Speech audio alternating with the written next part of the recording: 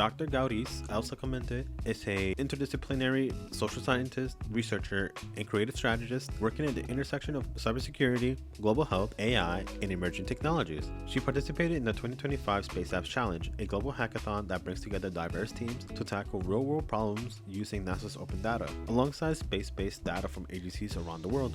Her project, Coro, The Plasma Who Danced with Earth, is a digital storytelling project that transforms complex heliophysics concepts into an accessible narrative by personifying a coronal mass ejection named Coro as it travels from the sun to the earth. Blending science communication with visual storytelling, the project aims to make space weather more understandable, engaging, and relevant to everyday life while highlighting the importance of monitoring and forecasting solar activity. Check out her work, links in the description box below.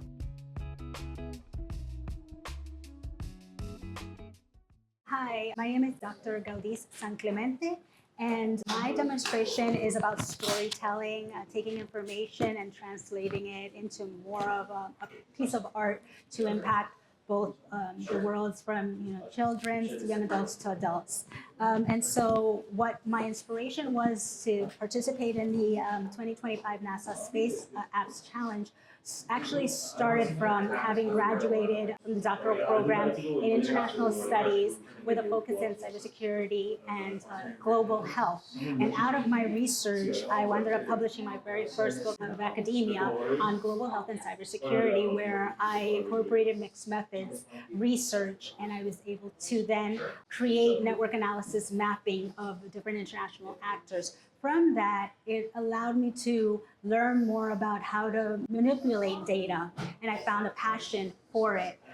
And in the world of cyber intelligence work and data analysis. So I wanted to pivot a little from my social science background to enhance more of the technical side. So I wound up participating in different capture the flag events in cybersecurity. And that is when I learned about this hackathon. And so in particular, there was a theme that was about storytelling. And aside from having an analytical side, I have a creative side where I'm a poet, a writer, and an artist. And so I thought, what best way that I can blend both worlds than to be able to use those skill sets to create a protagonist with the open source data from NASA's platform. And so what I ended up doing is I first, my process behind the scene process was that I first sketched, because I'm old school. And so I ended up sketching, writing my ideas, and I created a character. His name is Coro, or Coro. And he's a coronal mass eruption. And so what I did was I first sketched it with different emotions. And out of that, I then utilized technology and artificial intelligence to enhance my creations. So now Coro, or CME, he is the coronal mass ejection that was born out of the sun. And so where there's magnetic fields that twist and snaps, and it releases energy in a cloud of electricity. So now my storybook, or digital storybook, is from the first person account, but through Coro's eyes and how he believes whether he's an impact or he is someone that is of importance in this world. And so from there, there's this space called the space weather. And he then starts talking to the audience saying, I am a part of something that humans call the space weather. He says, you see, activity in the sun's surface creates a flow of energy and particles like the solar flares, the solar winds, and high energy. So he's still trying to find his footing, but to figure out what is his purpose.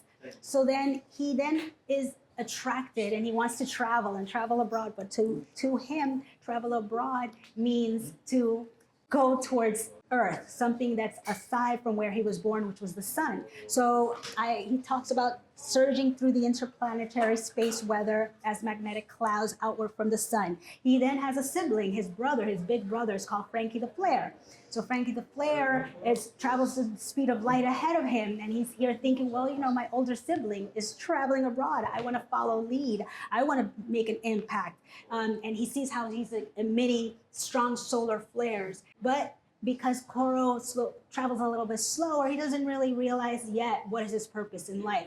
Then he realizes, oh my God, he's a disruptor. He's a disruptor. He's causing chaos everywhere, and he doesn't know why. So he talks about, how he affects the Earth and that it's disrupting the satellites, electrical blackouts, navigation systems, power systems. And now he's all sad and he's crying and he's like, oh, why am I thought I was being of meaning, but it's the opposite impact that I'm having.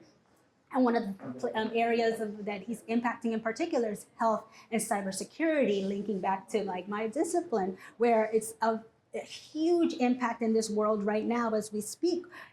This coronal mass eruption is impacting solar radiation. He realizes it is impacting power grids, communication systems, and blackouts for the cybersecurity experts and satellite systems, health and security. Surgeons and doctors, as they take care of patients, their machines could go awry. So he's realizing, Coro is saying, well, this is not good. I should return back to where I was born and not, continue to move forward. But then he knows that he's got a backings. He realizes he's got scientists, data scientists, computer scientists, astronauts who are actually monitoring him from above. And that's where you have the heliophysics mission, where you have all these different satellites monitoring solar flares, CMEs, his siblings, to make sure nothing gets disrupted. And so then he continues to move forward towards Earth. After days of traveling, he says, I reached this small little blue world wrapped in a visible shield. He then notices that that's the Earth's magnetosphere that pushes against him. He wants to get to Earth, but there's something that's shielding him from doing so. So he's still trying to figure it out. But then he realizes, I'm not a disruptor. I actually can make a positive impact on Earth. And when he touches Earth's upper atmosphere, he awakens all these beautiful different rainbow colors from green, violets, and red. And that is what people call the aurora. And it's what he calls him dancing with Earth. So now he's happy again because he realizes he has a purpose in life. He's not just a disruptor, but he's making a positive impact in beauty to the world. And so from here, he realizes there is harmony between what he does and between the sun and the Earth. He says to the public, I am not destruction, I am connection. A reminder that everyone in space is alive and in motion. So from that, it's like you're taking digital space, digital information, and I'm translating it through the eyes of Coro to say that you are unique, but you make an impact in this world.